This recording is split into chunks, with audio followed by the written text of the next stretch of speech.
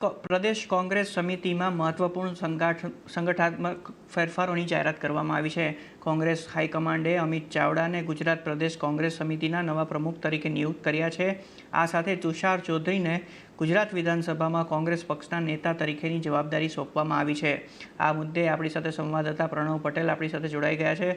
પ્રણવ, જણાવો શું વિગત છે ખાસ કરીને, અને ખાસ કરીને જોવા જઈએ તો અમિત ચાવડા માટે શું મોટા પડકારો રહેશે, કારણ કે આ પહેલાં પણ તેઓ પ્રમુખ તરીકે ચૂંટાઈ ચૂક્યા છે અને રહી ચૂક્યા છે.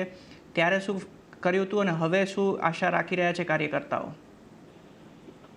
ચોક્કસ અમિત ચાવડા માટે પડકારો રહેવાના છે, કારણ કે જે રીતે છેલ્લા 30 વર્ષથી ગુજરાતની અંદર કોંગ્રેસ પાર્ટી સત્તામાં નથી, ત્યારે ફરી વખત એક યુવા ચહેરા અને કહી શકાય કે ઓબીસી સમાજમાંથી આવતા અમિત ચાવડાની પસંદગી દિલ્હી હાઈકમાન્ડે કરી છે.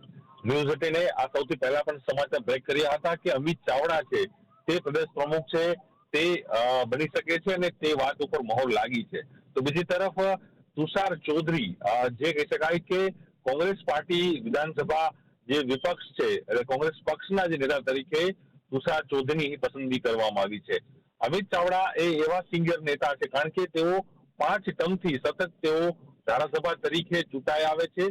સાથે તેઓ અગાઉ પણ જે કહી શકાય કે કોંગ્રેસ પાર્ટીના પ્રદેશ પ્રમુખ પણ રહી ચૂક્યા છે.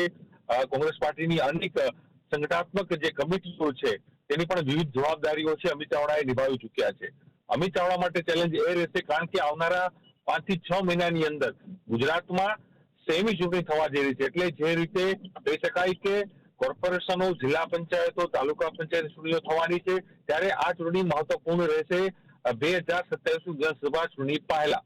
એટલે કોંગ્રેસ પાર્ટીમાં પ્રદેશ પ્રમુખ તરીકે જયારે નિયુક્ત થાય છે, ત્યારે તેના માટે સૌથી મોટી ચેલેન્જ અમિત ચાવડા માટે એ રહેશે કે જયારે ચૂંટણીઓ આવવાની છે આવનારા સમયની અંદર, જે ડિસેમ્બરના અંતમાં ચૂંટણી જો થવાની છે ગુજરાતની અંદર, સ્થાનિક સ્વરાજ ચૂંટણીઓ, તેમાં કેવું પરફોર્મ રહેશે તે સૌથી મોટી તે દાવેદાર ગણવામાં આવશે.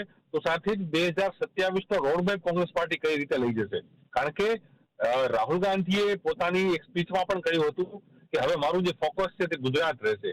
એટલે જે રાજકીય સમીકરણો પણ એ રીતે બેસી રહ્યા છે કે જે અમિત ચાવડાની પસંદગી કરવામાં આવી છે, ઓબીસી ચહેરાને જે પ્રમોટ કરવામાં આવી રહ્યો છે, તેથી ચોક્કસપણે એ માની શકાય કે કોંગ્રેસ પાર્ટી અને રાહુલ ગાંધી, એ પણ એક જે માહિતી મળી રહી છે હાલ આપણે દર્શકોને આપણે આપશું કે મહિનાના અંતમાં કદાચ રાહુલ ગાંધી પણ ગુજરાત આવી શકે છે અને જે પદગ્રહણ જે સમારોહ છે અમિત ચાવડાનો, તેની અંદર પણ તે ઉપસ્થિત રહી શકે છે. અને સાથે જ જે નવા નિયુક્ત 40 જેટલા જે સભ્યો, જે જિલ્લાના પ્રમુખો અને જિલ્લાના જે કહી શકાય કે પ્રેસિડેન્ટની નિમણૂક થઈ છે શહેર અને જિલ્લાના, તેઓને પણ સંવાદ કરશે. ચોક્કસ એ માની શકાય કે હવે જે ફોકસ છે કોંગ્રેસ પાર્ટી માટે એ ગુજરાત છે, ને ગુજરાતને તેઓ ધ્યાને લઈને અલગ અલગ જે રણનીતિઓ પણ બનાવશે. પરંતુ અમિત ચાવડા માટે સૌથી મોટી ચેલેન્જ રહેવાની છે.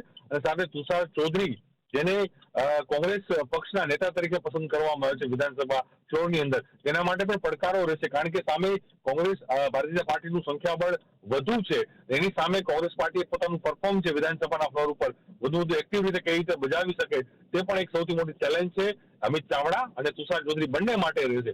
પરંતુ એ પણ એક વાસ્તવિકતા છે કે કોંગ્રેસ પાર્ટી હાલે 30 વર્ષ સત્તામાં નથી, તેમ છતાં પણ કોંગ્રેસ પાર્ટી પોતાના એક નવા ચહેરા સાથે અને એક નવી વાત સાથે કોંગ્રેસ પાર્ટી પ્રજા સુધી જશે, તે પ્રકારની વાત છે.